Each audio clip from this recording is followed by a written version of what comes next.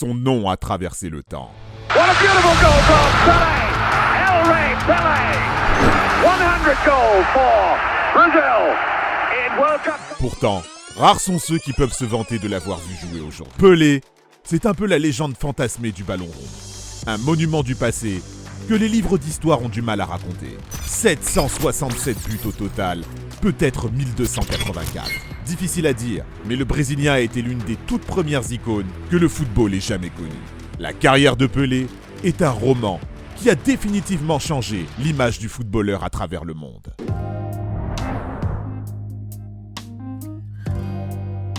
Seulement 10 ans, et Edson Arantes de Nascimento prononce ces mots à son père. Dans les favelas de Bauru, loin des rêves de gosse, la télévision n'a pas encore fait son arrivée dans les foyers. Les gens se réunissent autour de la radio pour écouter la finale de la Coupe du Monde 1950 entre l'Uruguay et le Brésil. Dans un stade Maracana flambant neuf, la Seleção s'incline 2-1 face à la Céleste, chez elle. N'importe où ailleurs, cela n'aurait été qu'une défaite, mais pas sur les terres de Pelé. Aujourd'hui, cet événement porte le nom de choc du Maracana, une journée tragique où une partie de football a coûté la vie à plusieurs personnes. Des infarctus, au moins 3 dans l'enceinte du stade, une vague de suicides. C'est dans ce contexte que Pelé a décidé de devenir footballeur professionnel, à l'image de son père, Tondinho. Mais à cette époque, les crampons sont encore loin du jeune Edson. Il cire des chaussures pour rapporter quelques sous à la maison. Sa mère, marquée par l'échec sportif de son paternel, a longtemps refusé de voir son fils fouler les pelouses balle au pied. Pelé devra attendre de souffler sa 16e bougie en 1956 pour rejoindre le Santos FC. Là-bas, il se révèle aux yeux du Brésil. 36 buts en 29 matchs de championnat pour sa première saison en tant que titulaire. Naturellement, il est convoqué pour la première fois en sélection nationale, 1 an après son arrivée dans le sud-est du Brésil. Le jeune joueur est tout proche de participer au Mondial 1958, organisé en Suède, lorsqu'une polémique refait surface. Selon une majorité de Brésiliens, la Seleção ne pourra pas soulever la Coupe du Monde à cause des joueurs noirs. Comme en 1950, le racisme fracture le pays.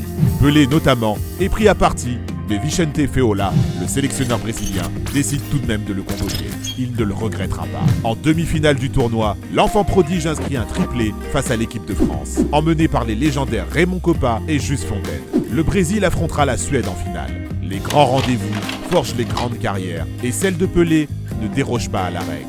Le Brésil inflige une correction aux hommes de Jorge Reynor, 5 buts à 2, encore avec un doublé de Pelé. Le choc du Maracana est apaisé, la Seleção décroche sa première étoile. Le roman prend forme et Pelé devient une icône. No, I feel comfortable in that. Of course, it's nice when you know the people recognize what you're doing. The people like you. That's very nice, but it's a very big responsibility. Quand le footballeur devient le symbole d'une nation encore méconnue par le reste du monde, le Brésil devient le pays de Pelé. Son histoire suit les grandes lignes du développement économique brésilien. La région s'industrialise petit à petit. De son côté, le joueur est passé de star nationale avec Santos à icône mondiale grâce à son triomphe en équipe nationale. Plus qu'une icône, à seulement 17 ans, il devient une marque. Des produits utilisent son image. Une marque de café porte son nom. Adidas et Puma signent même un pacte pour qu'aucun des deux concurrents n'utilise Pelé en tant qu'égérie. Bref, au début des années 60, on assiste au premier processus de starification d'un joueur de foot à grande échelle. En témoigne le nouveau surnom de Pelé, le roi. Icône, marque, star. Les enjeux qui entourent Pelé dépassent même le cadre du sport et de l'économie. C'est un enjeu politique. En 1961, Jânio Quadros, alors président du Brésil, publie un décret qui élève Pelé au rang de trésor national. Cette manœuvre empêche les cadres européens comme le Real Madrid, la Juventus et le Benfica de s'emparer du joyau brésilien. Des clubs tombés sous le charme de Pelé à une époque où Santos effectue des tournées en Europe en capitalisant sur l'image de son trésor. Puis, les rumeurs populaires prennent le relais pour alimenter encore un peu la légende du roi. En 1969, sa simple présence au Nigeria, à l'occasion d'une rencontre amicale entre le Santos FC et le club local du Benin City, aurait arrêté une guerre civile le temps de son passage. Sur cette période, la construction de l'image publique de Pelé est réussie. Mais en ce qui concerne le terrain, la réalité est un peu différente avec le recul. Pelé aurait atteint la barre record des 1000 buts en carrière le 19 novembre 1969 avec le Santos FC, un chiffre contesté. Pratiquement 500 de ces buts ont été inscrits lors de matchs non officiels comme des rencontres de gala, des matchs de préparation ou n'ont tout simplement pas été filmés. La Coupe du Monde 1962, elle, a bien été retransmise à la télévision. Au Chili, la Seleção obtient une deuxième étoile. En revanche, Pelé n'a joué que 2 rencontres au cours de la compétition à cause d'une blessure contractée face à la Tchécoslovaquie. Son talent connu de tous, les sélections nationales ont mis en place un plan de jeu anti-Pelé. L'idée est simple, le casser. La preuve, bis repetita, 4 ans plus tard en Angleterre. Pelé encaisse tacle sur tacle et le Brésil est éliminé en phase de groupe. Pelé annonce sa retraite internationale à l'âge de 25 ans. Plus qu'un échec, c'est le reflet d'un pays qui a perdu son sourire. Le racisme, la discrimination et la dictature. Si au début des années 60, l'euphorie s'est emparée du Brésil, en 1964, la fête est finie. Les militaires prennent le pouvoir par un coup d'État et le cours des choses empire, 5 ans plus tard, lorsqu'Emilio Médici arrive au pouvoir. Le dictateur met en place une loi permettant d'interpeller sans motif n'importe qui et n'importe quand. Le pays est noyé dans la violence. Contrairement à d'autres sportifs iconiques comme Mohamed Ali ou son compatriote Socrates plus tard, l'instigateur de la démocratie corinthienne, Pelé, lui, ne s'engage pas politiquement. Le symbole du Brésil reste muet et garde une image lisse. Sa notoriété publique en prend un coup. Ses performances sur le terrain vieillissent au même rythme que lui. Mais le gouvernement en place sait que le football est un instrument politique redoutable au Brésil. Leur but, faire revenir Pelé en sélection pour le mondial 1970 au Mexique. Pelé accepte de sortir de sa retraite, mais...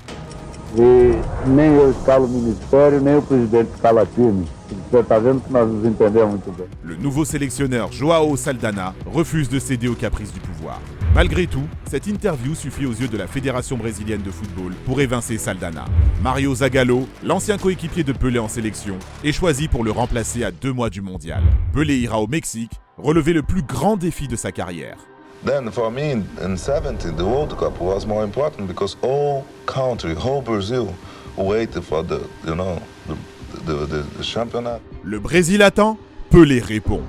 Premier match, première victoire du Brésil et premier but du roi dans la compétition. La Seleção s'avance et rencontre les champions du monde en titre, l'Angleterre. Pour beaucoup, le vainqueur de cette confrontation aura de grandes chances d'aller en finale. Jairzinho délivre les Brésiliens à l'heure de jeu sur une passe décisive de Pelé. Ce sera le seul but au terme des 90 minutes. Puis la Roumanie tente de stopper la Samba en vain. 3-2. Pelé encore et toujours s'offre un doublé de plus dans sa carrière. Décrié avant le début du tournoi, même hué en sélection quelques semaines plus tôt au Chili, l'enfant prodige reprend le cœur des supporters. Même si au début des quarts, Pelé rompt le pacte sacré qu'il y avait entre Adidas et Puma avec une petite publicité clandestine. Le Brésil élimine le Pérou, mais l'heure n'est pas à la fête. Au tour suivant, c'est l'Uruguay qui attend Pelé et sa bande. Non, comme Zidane face au Brésil en 2006, il ne marque pas durant cette rencontre. Mais si une partition royale est à retenir, c'est probablement celle-ci. Clodoaldo, Jairzinho et Rivellino ont répondu à l'ouverture du score de Kubila. Le choc du Maracanã est oublié. En finale, l'Italie rencontre un Brésil emmené par un Pelé déterminé. Le numéro 10 ouvre le score. L'Italie égalise, mais le roi en a décidé autrement. Gerson marque le 2e but du Brésil avant que Jairzinho et Carlos Alberto ne soient servis par Pelé lui-même. Lorsque le coup de sifflet final retentit à l'Estadio Azteca, le Brésil est champion du monde. La suite, c'est en quelque sorte l'épilogue de la carrière de Pelé, comme dans un roman. Il se retire de la sélection, pour de bon cette fois. Son départ vers la MLS et le New York Cosmos en 1975 permet de démocratiser le soccer sur les terres de l'oncle Sam. Ses nombreuses publicités, ses divers engagements humanitaires. Ce n'est pas l'accomplissement d'Edson Arantes do Nascimento, mais bien de Pelé. Un individu à part entière, construit de toutes pièces par le contexte d'une époque. Comme lui, d'autres footballeurs ont joué le rôle de Pelé à travers le monde. Et si le mythe n'aurait jamais dû prendre fin pour certains, il faut partir quand le public veut qu'on reste, pas quand il veut qu'on s'en aille.